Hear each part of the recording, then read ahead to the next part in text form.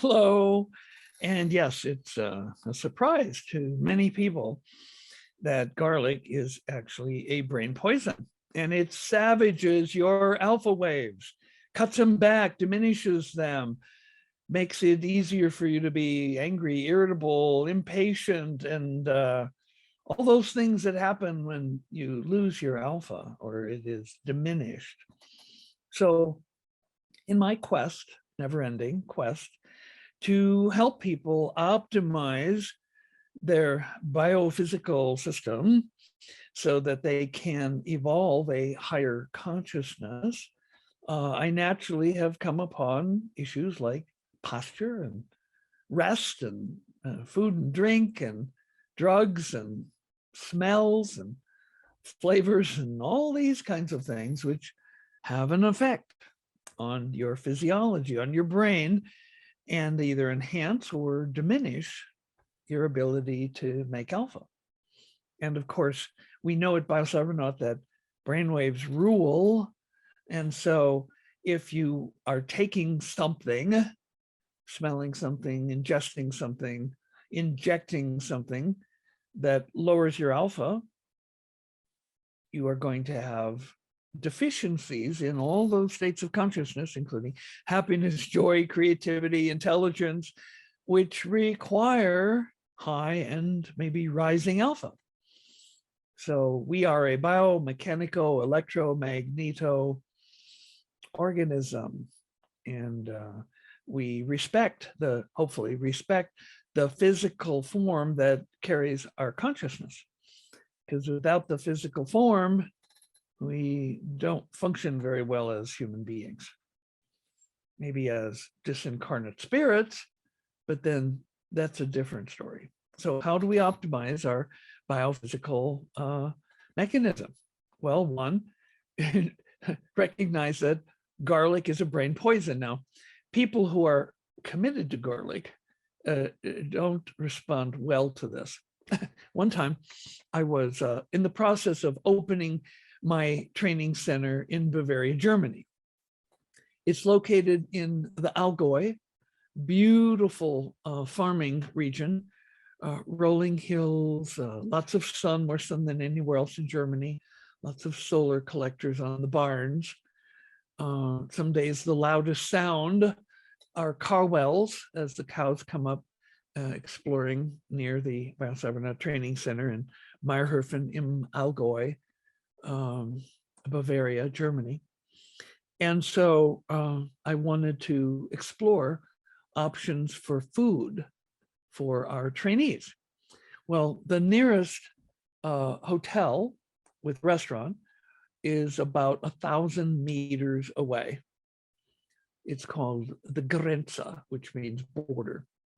So I went and talked to the owner, very, very nice lady with a wonderful relationship. And I told her what we wanted. And so she took me to the kitchen, and they had an Italian cook. Now, he didn't speak English, so I had to use my school German, my Schuldeutsch, to explain what I wanted. Garlic is Knoblauch. And when I told him that I wanted him to make food that had kein Knoblauch,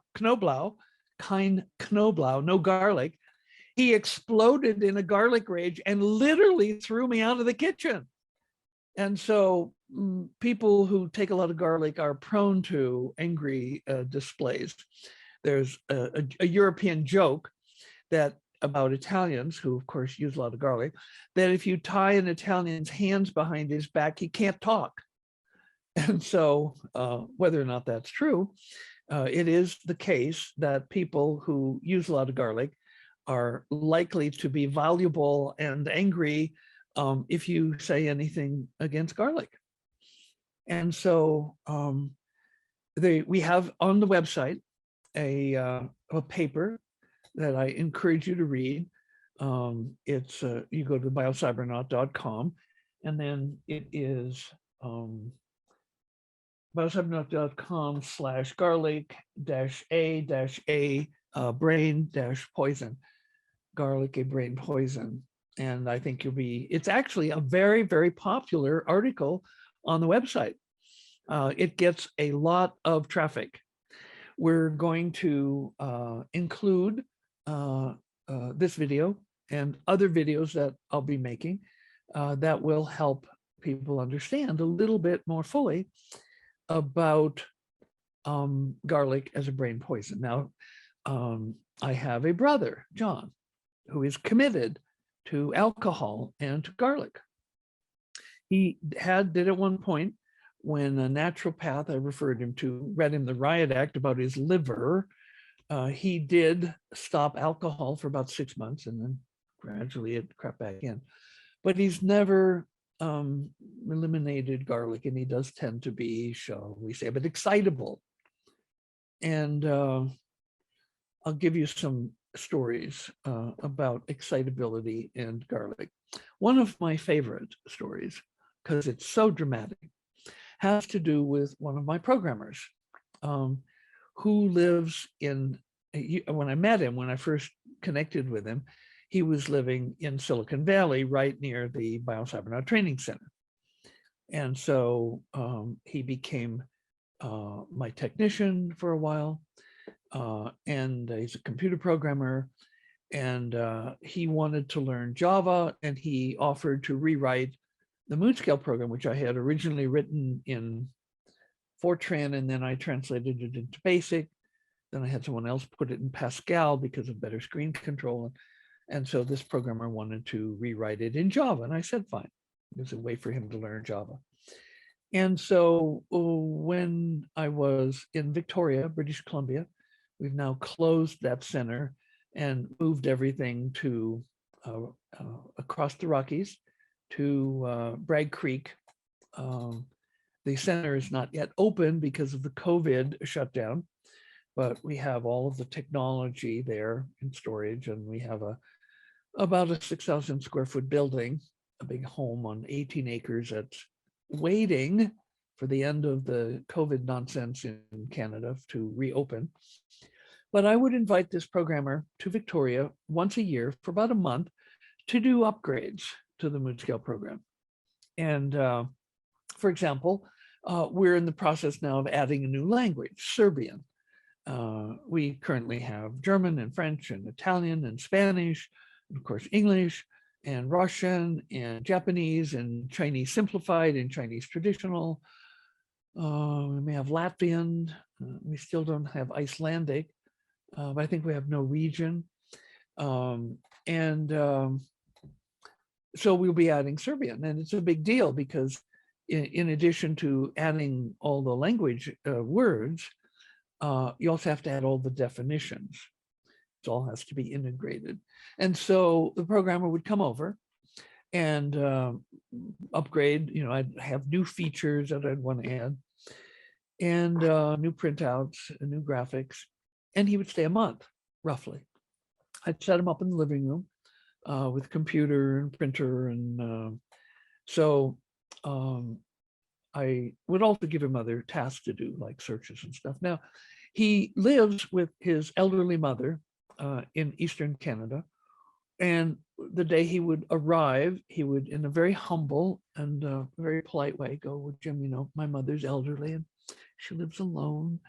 And it would be so kind of you if you would let me call her, let her know I'm okay, find out how she's doing. And I go, sure, of course, go ahead, call her. And anytime you want to call her, you don't have to ask, because I have a phone system here with free unlimited calling anywhere in North America, Canada, US, anywhere you want. And so he would call his mother. The next day he comes to me all humble and apologetic. Oh, Jim, I know I called my mother yesterday, but she is living alone and she's elderly. Would you mind terribly if I would call her again? And I would say, yes, please call your mother. And I would give him the same story. So this little skit would be repeated every single day for the month that he was there. He would always come very humble, very apologetic. Yes, I know I called yesterday and the day before, and I really don't want to impose. And would you mind terribly if I would call my mother? And so that was just the way it was. And so he's in this particular trip, he's there about 10 days. And I get up and I go to the living room and ask him a question about some internet search. And he snarls at me. Oh my God, Ellen, I'm so not yet awake enough to deal with this. I don't know what's gotten into you, but I'm going to go to the kitchen and make a smoothie. So I go to the kitchen and I make a smoothie, and I sit looking out at the beautiful temperate rainforest that is Victoria, British Columbia. And 10, 15 minutes later, I finish my smoothie and I go back to the living room and approach him again, and he snarls. Like, oh my God, oh, what's gotten into you? I just can't deal with this. I'm going to go downstairs. The building had 4 levels, and I'm going to get some Kangen water. So I go down to the sink in the extra room where the Kangen water machine is, and I open the cupboards, and there's no glasses. So I realize I'm gonna have to go to the kitchen. Oh, the door to the kitchen is closed. I open the door to the kitchen and I'm bowled over literally by the smell of garlic. Well, this is a major no-no. People, all staff at my training centers, that can particularly, were instructed, if you have alcohol or garlic in your car, you may not drive the car onto the property. You may not bring garlic-laden food onto the property. You certainly can't eat it on the property, and there's no way you could cook garlic on the property. This is absolutely forbidden. So I turned on the exhaust fan in the kitchen. There's a bathroom off the kitchen with an exhaust fan. I turn that on. I close all the other doors. And I go upstairs to the programmer and I say to him, "Did you have garlic?" One garlic meal, one. And this, would you mind terribly? Called my mother. I know I did. To like that. One garlic meal made that transformation. Not a good transformation. And so that was the last time he ever brought garlic onto the property. It was clear to him, as it was to me, that garlic totally transformed his personality from meek and humble to violent and abusive and aggressive. So let me tell you another story. We had here in Sedona a training. There was a married couple. They had grown children. And the man was the director of a prominent foundation. Very mild-mannered people. And as the training progressed, the man, who was soft-spoken initially, began to use abusive 4-letter word language. And it got worse and worse every day, until on the 5th day, my technician, Bianco, came to me, pulled me aside, and he said, "Jim, I don't know if my wife and I can continue to be your technicians for this training, because I cannot allow my wife, Rafaela, to hear these swear words. I can't do it." So at that point, I mean, I have a pretty wide filter, and if people are doing the work, I can overlook 4-letter words. And so, but now it's about to lose my technicians, couldn't do the training. So I approach the man and I say, I need to explore something with you because of a behavior change that's come into awareness. And I'm wondering if, without realizing it, you have been eating garlic or onions. I know that you're not eating breakfast at home like you normally do. You're having breakfast out because of the time constraints, long hours of the training. So is it possible that you've been getting onion or garlic in your breakfast? Oh, no, absolutely not. We follow instructions absolutely precisely. When we go to a restaurant, we tell them we cannot have any garlic. We cannot have food that's cooked in the same pan that garlic food was cooked in. And so we're being a bit of a pain at the restaurants, and we're being very, very careful not to have any garlic, as you instructed. And he handed this bag of buffalo jerky to his wife. And I said, well, now I've noticed you've been eating buffalo jerky snacks every day. What's in the buffalo jerky? Well, I don't know. And he grabs the bag and he reads it. Number one ingredient is buffalo. Number two ingredient is salt. And number three ingredient is garlic.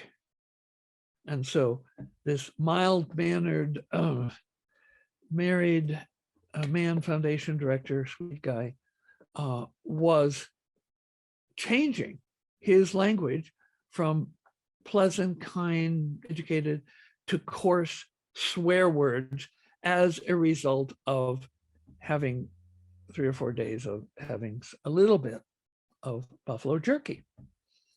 So the stories continue. A more personal one was, I was at my training center in Germany with one of my dear friends and trainers, Duilio Mengini Lopez, Bianco's brother. And we had received an invitation to come to London for lunch to meet with an Arab billionaire, Zeno Goldsmith, who was a repeat trainee, had invited us to go and meet Mohammed, Arab billionaire, who supposedly was interested in funding a Biocybernaut center in some Arab country. So we drove up to Munich in the morning, flew over to London, took a taxi to the restaurant, met with Zeno and Mohammed, and we had a lovely lunch. And then Duilio and I went back to our hotel. Well, shortly after we got back to the hotel, we were sharing a room, an argument started. And I could just tell by the trajectory that it was going to get worse and worse, because the normal sort of moderating comments that I was making that would normally deflect, diffuse, were inflaming.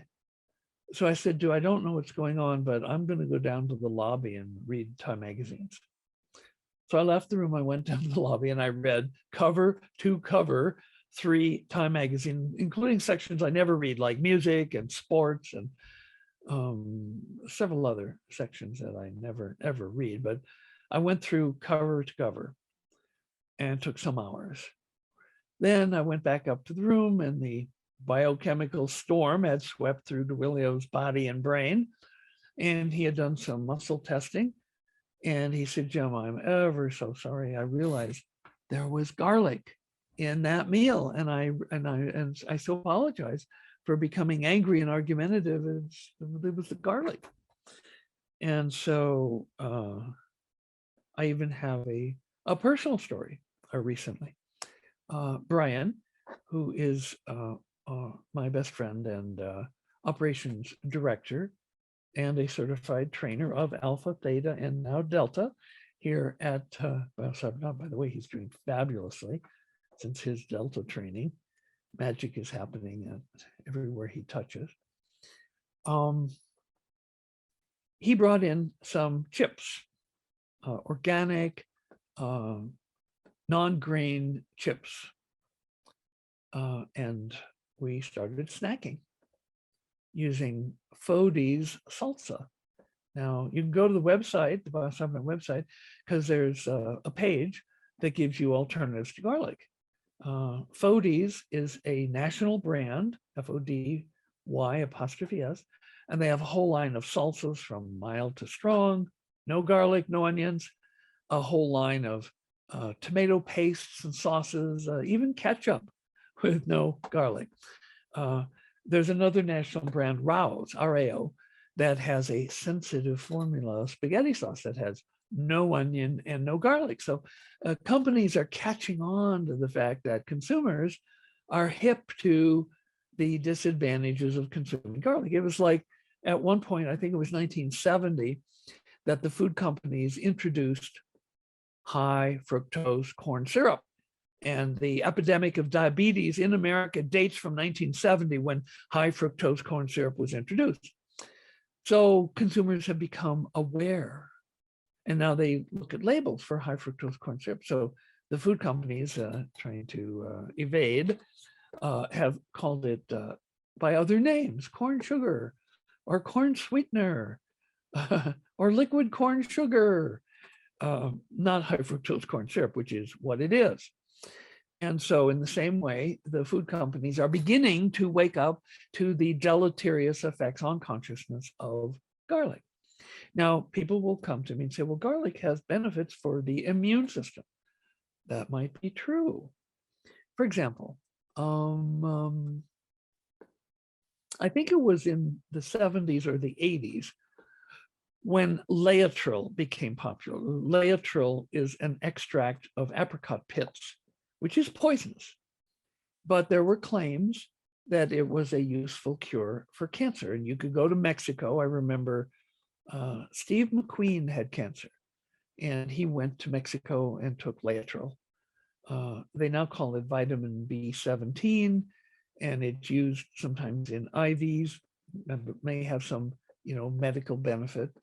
But in too large doses, unsupervised, it's poisonous. And so would you use a poison if it would kill something that was going to kill you? Well, maybe under controlled circumstances, but not as a condiment. I wouldn't recommend it. And so would I, under certain health conditions, could you imagine health conditions where I would take, a garlic pill for 10 days? I could imagine that. But I would warn everybody, to stay away from me, because when I ate 3 or 4 of these chips, organic, non-grain chips that Brian brought in, I started to feel irritable and crabby, and almost right away. And I said, Brian, what's in those? And he picked up the bag, which was now half empty because he and I had been going at it. And there was garlic on the label. So we threw them away. This is not just theoretical. I have personal experience. I have experience with close friends. I have experience with employees. I have experience with trainees. And I have experience with strangers who, upon having garlic, become low alpha and thus more irritable and more agitated and harder to deal with. So garlic is a brain poison. There's a link at the bottom of this video. You can also go to the website, biocybernaut.com/garlic-a-brain-poison. And you can also find on the website recommendations for companies that make delicious food products, which are normally laced with the toxin garlic, or its lesser cousin onion, and how you can avoid them by voting with your dollars and supporting a healthier, more alphagenic internal environment. Because when you clean up your internal environment, you get rid of onions and garlic, you will be less irritable. I'll share with you one other story. In December of, I think it was 2020, I was planning on going to Germany to lead trainings. We were scheduled from Christmas training, December 26th, through the end of March, solid. I was going to go there and lead those trainings.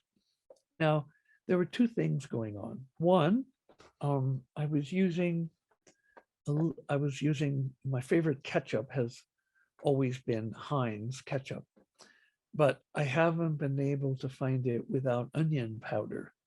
They don't have garlic in it, but they do have onion powder. And so I had several instances of French fries. And so I knew that I had a little onion powder. There was another factor, because what was happening was I was uncharacteristically irritable. I typically am pretty mellow, and I was snapping at people for no clear reason. And so after a couple of days of this, I go, well, now something's going on. Let me investigate. So I did an internal search, and one, I found that I had been eating onion powder in Heinz ketchup. And also I realized that I was experiencing fear. I was experiencing fear of flying to Germany because I was afraid that after being there, I might not be able to fly back without getting a COVID injection, which there was no way in heaven or the other place that I would submit to such a thing. And so the fear and the onion combined to lower my alpha to the extent that I was irritable. Now, the ketchup one was pretty easy. I just stopped eating Heinz ketchup and went back to Fodi's ketchup. But the other one, I talked to a friend of mine who is a Serbian national. He has friends in Serbia who have a private airline, and he said, Jim, if that were to happen, or you couldn't get on a regular flight, my friend's airline, they would fly you back to the US and you wouldn't have to get the injection. I go, fine. The alpha came back, the irritability was gone. Now, what is an interesting footnote to this story is that our Christmas training was shut down in Germany on day 5 by the COVID police in Germany. We were wearing masks and doing all kinds of stuff properly, but the neighbor was complaining. He'd lost his job with the COVID shutdown. He was jealous that we were operating. And so a policeman came to the door on day 3. 2 police, I invited them in, showed them what we were doing, impressed on them important work that we were doing. They left. Next day, 2 different policemen came back. I brought them in, and they left. And that apparently was not the result that the police department was looking for. So the next day, day 5, we were almost done with the sessions, about 10:30 at night. The doorbell rings. I go to the door, and there are 10 German police, 5 men and 5 women. And the leader of the group, a woman, said, "We are empowered to come in and drag people out of your chambers. We are shutting you down." And I said, well, that would probably be fairly traumatic, so let's shut down in a bit more orderly way. And so we did. And so our whole January, February, and March schedule was now in jeopardy. And so I'm sitting there. It's now the 31st of December, that's next day. And I get a call from Her Holiness Saima, who came out of a 10-day silence retreat in order to call me and warn me to get out of Germany. So naturally, I took that very seriously. I immediately called the airline, booked the next morning's flight out of Zurich. I had flown into Zurich and driven into Germany, and left there at 6 in the morning. I'm checking in Zurich, and the nice lady behind the counter says, well, you know, you're really lucky that you changed your reservation, because day after tomorrow, we're shutting down all flights to North America, and there's going to be quite a rush of people wanting to get out. So you're lucky that you are leaving today. So I want to thank Her Holiness Sacha Saima Lakshmi Devi, and appreciate her for that rescue. But I also want to contribute to rescuing all of you from the brain poison that is garlic. You go to the website, read the article, and it talks about the biochemistry of the garlic and why it is so harmful. Now, little anecdotes. I'm told Queen Elizabeth does not allow garlic in Buckingham Palace. The entire class of priests in India, the Brahmin class, are not allowed to eat onions and garlic because it's understood that it agitates the mind and renders them incapable of deep meditation. So regardless of whatever the physical health benefits of garlic or onion might be, the reason we exclude them from Biocybernaut is because of their effects, their deleterious, harmful effects on your consciousness. They undermine your alpha, they reduce your alpha. Now, if you're using garlic, you're going to be insensitive. It's like if you have calluses on your hand, you're not going to be able to feel if a piece of sandpaper is rough or smooth. You're not going to be able to tell if a piece of velvet is different from a piece of wood because you have calluses on your hand. Garlic puts mental calluses on your brain so you're not sensitive. And only when you've withdrawn from garlic for a considerable period of time can you recognize what it's costing you to use that brain poison. Let me give you an example. One of my dear friends in Canada is Chief Victor Buffalo, who's chief of the 4 Cree Indian tribes that gathered at the big reserve at Hobbema, outside of Edmonton, Alberta. Hobbema has now changed its name, but it used to be called Hobbema. And Chief Victor Buffalo was among the first of over 200 Canadian Aboriginals who came on scholarship to do the brainwave trainings at my center in Victoria, British Columbia. And so after Chief Buffalo, well, of course, everyone in the Aboriginal Scholarship Program, they were advised to discontinue onions, garlic, alcohol, nicotine, tobacco, at least 2 weeks before they came for training. And he did. However, well, let's jump ahead. After he did his Alpha 4 on scholarship, he came to me and he said, "Hey, Doc, I have a confession." And I go, "Chief, what's that?"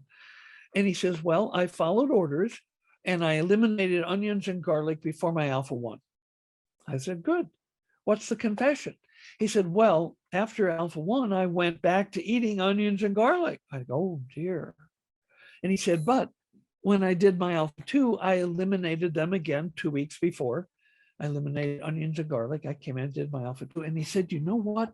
After I did my Alpha 2, I never went back to onions and garlic because my sensitivity had expanded to the point that I could feel what it was costing me." So if you have calluses on your hand, you can't tell the difference between rough and soft.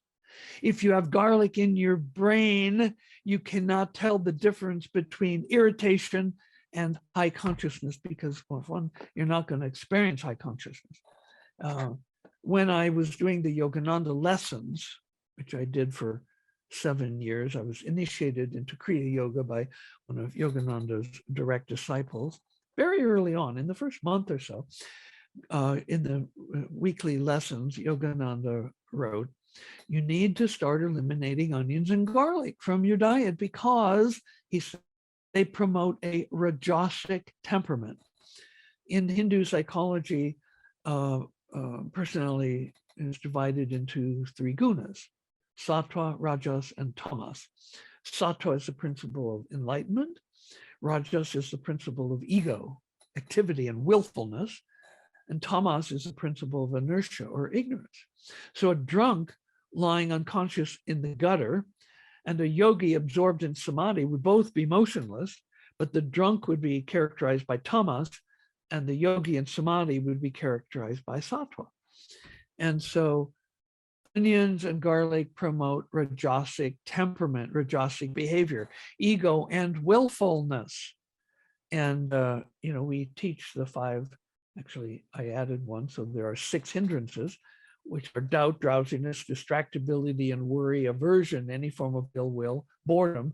And the one I added, number 6, is forgetfulness.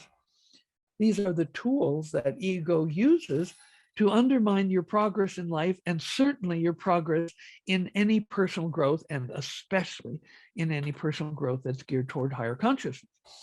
And so if you have onion and garlic in your system, ego loves it because it has an easier time using the hindrances on you to hold you back, to sabotage your performance in growing your consciousness. And remember, Ram Dass said, the only activity with any intrinsic and absolute worth is that of becoming more conscious. So if you want to engage in life, in activities with intrinsic and absolute worth, avoid onion and garlic because it's a brain poison. And so you can learn much more about this by going to the Biocybernaut website. Follow the link below, or just go to the link that I've described, biocybernaut.com/garlic-a-brain-poison. Enjoy and avoid onion and garlic. Thank you for listening.